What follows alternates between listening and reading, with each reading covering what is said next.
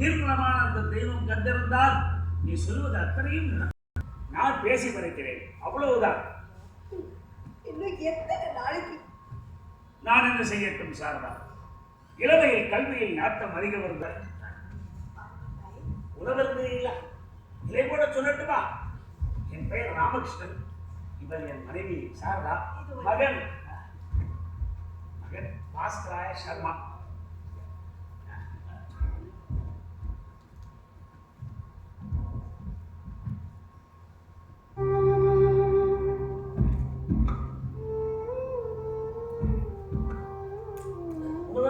இதை கூட சொல்லட்டுமா? வாழ்க வளமுடன். நீங்கள் கொடுத்த தீர்த்தத்தை பருகியவுடன் என் உள்ளமும் உடலும் குளிர்ந்து விட்டது. அத்துடன் உங்கள் நிலைமையும் புரிந்து விட்டது.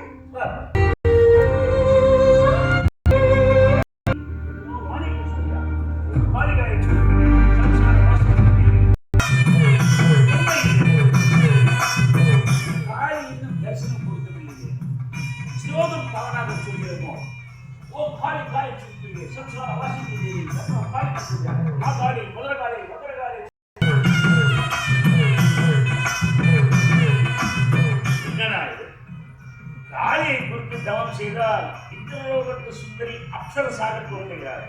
இவர் காளியா இல்லை ரப்பை ஊருசி மேனகையா? பக்தா, உன் பக்திக்கு மெச்சினேன். சொல், என்ன வரம் வேண்டும்? முதலில் நீ யார் என்று தெரிய வேண்டும். நான் தான் பத்ரகாளி. பத்ரகாளியா? சிறையில் கோரமாக இருக்கிறாய், நேரில் அப்சரசாக தோன்றுகிறாய். அது வதம் புரியும் போது அப்படி கோரமாய் இருந்தது. செல்வத்திற்கு புத்தி இருக்காது, எனக்கு இரண்டும் வேண்டும். அதெல்லாம் முடியாது. அந்த கிண்ணத்தையும் எடுத்துக்கோ, அதுவும் உனக்கு தான். மட்டுமல்லாது உனக்கு எப்போதேனும்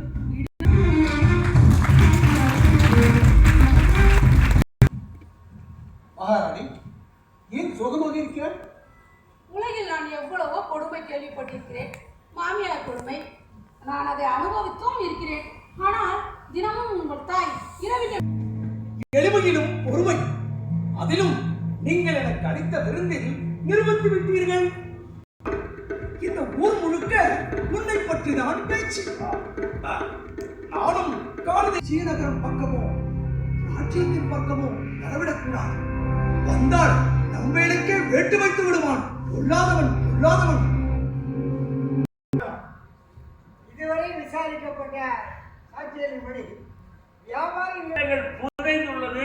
அதை தோண்டி எடுத்தால் குற்றவாளி சிக்குவான் என்பது என் அனுமானம். இந்த வழக்கிற்கு உனக்கு எந்த சம்பந்தம்? ஒரு சம்பந்தமும் இல்லை.